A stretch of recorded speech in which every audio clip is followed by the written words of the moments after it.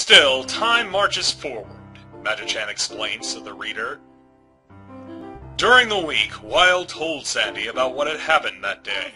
He spent the time giving her tender, loving care and attention. We see Wild swinging through the city on his vine line, with Sandy hanging on precariously from his back. "Wee, go faster, Daddy," she says. At a playground, Wild takes Sandy to a sandbox. "Yay, this soft sand is fun. Thank you, Daddy," she says. We again return to Chris's speech earlier in the week.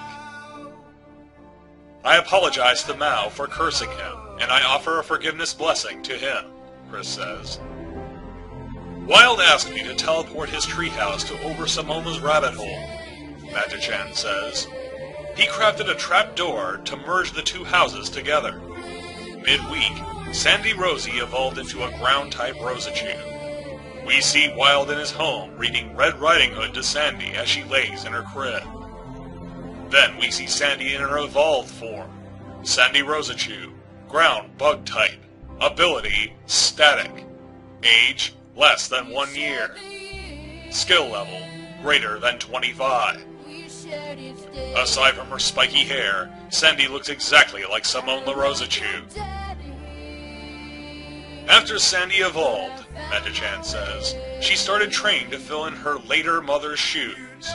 Sandy trained with her grandma and grandpa Sandslashes, Christian and his Pokemon. Wild taught her English, writing, and beginning ninja skills, and Zappino would mentor, babysit, and play with Sandy. Although she is less than a year old, she has the intelligence of a 4th grader, and she will be enrolled into Anna Weston Elementary School. Sandy also hangs out with Sarah, Christine, and Robbie. We see scenes of Sandy's training. First, she digs into the sand with her Sand/grandfather. Next, she uses her drills to tunnel underneath Inuyasha, Chris's Blaziken, and attack him by surprise. Yet again, we flash back to Christian's speech from the day Simona died. "I apologize for portraying intrusion onto Alex's property and borrowing Asperchu and his parodic version characters," Chris says.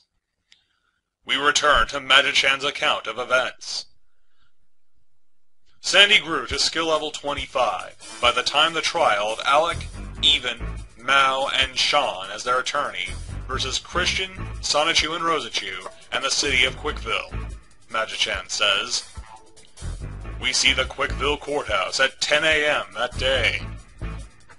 Inside, Mao, Alec, Evan, and Sean sit at the defendant's table, while Chris, Sonichu, Rosichu, and their attorney sit on the plaintiff's side.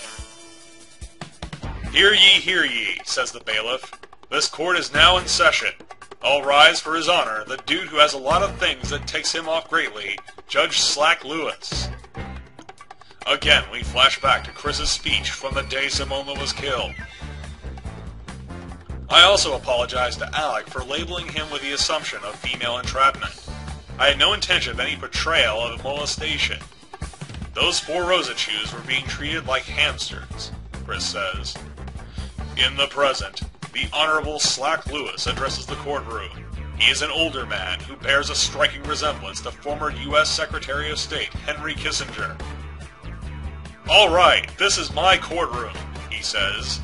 "This kind of trial is my specialty, because the website of the defendants, the Asperpedia, is so awful it makes me want to take a bath full of scorching water with a toaster."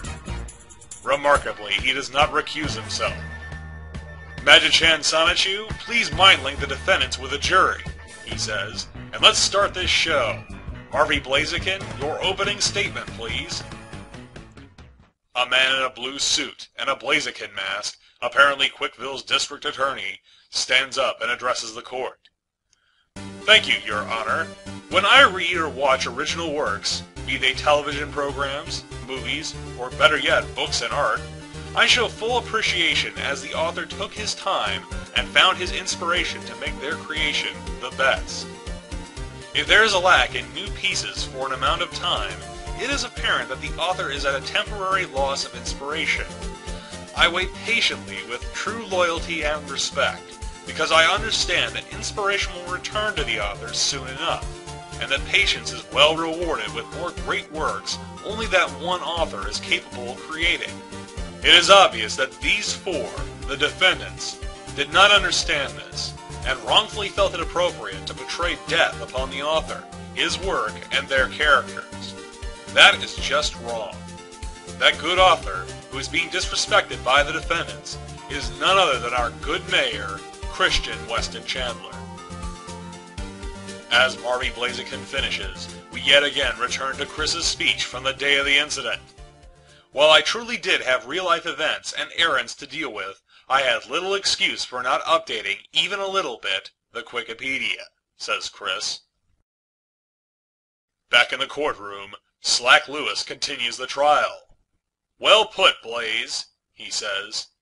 Sheen, state your defense. Sean stands up to address the court. No worries, Mao, dude. I got super high last night and wrote every thought down, he says. We're screwed, thinks Mao. Yeah, we Fior lost patience with Chris Chung. He makes bum promises of constant updirts on his web-B verse of Quackipedia, and he is lazy. I want a nap.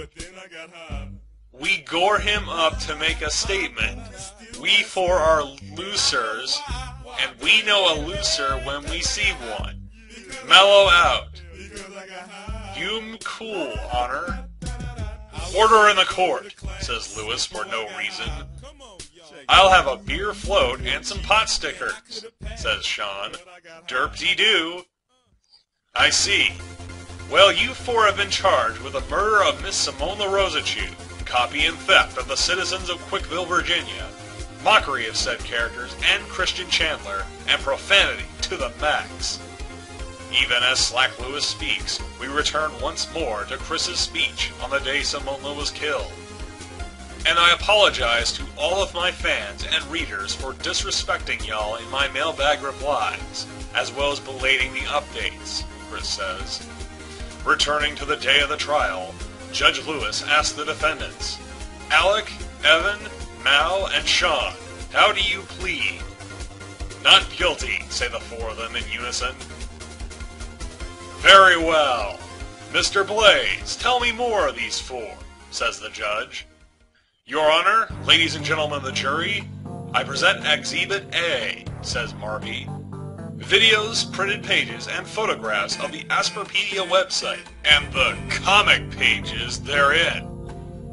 Of the comic pages drawn between the defendants, there are clear, unacceptable, and unapproved depiction and portrayals and false tales of our local electric hedgehogs, plus portrayals of deaths in horrifying, gory detail, setting Christian on fire, false witness bearing, nudity, and TVMA words. Exhibit B, the remote control that activates the sensor found on the Voltorb that blew up the women's room toilet, and Miss Simone LaRosachu. And of course, the psychic eyewitness, Magichan Sonichu, and his findings from within the defendants' minds. Nothing further. Once again, we flash back to Christian's speech from the day of Simone's death. Thank you all for your patience, respect, and loyalty. I am Christian Weston Chandler, Mayor of Quickville, Virginia. Have a good and safe day. February 5th, 2010, says Chris. In the present, Sean attempts to refute the prosecution's case. In our defense, I have a rock, he says. Sean holds up a rock and shows it to the courtroom. Because we rock. But even though the defendants do indeed rock, Judge Lewis is unimpressed. More like rocked out of your minds. I think we've heard enough. Jury? With no deliberation at all, the foreman of the jury stands and delivers their verdict. We, the jury, find the defendants guilty X4, he says. I agree, says Lewis. I hereby sentence them to be executed by those who they each have hurt the worst from their crimes. Court is adjourned, and with a bang of his gavel, the trial ends as quickly as it began.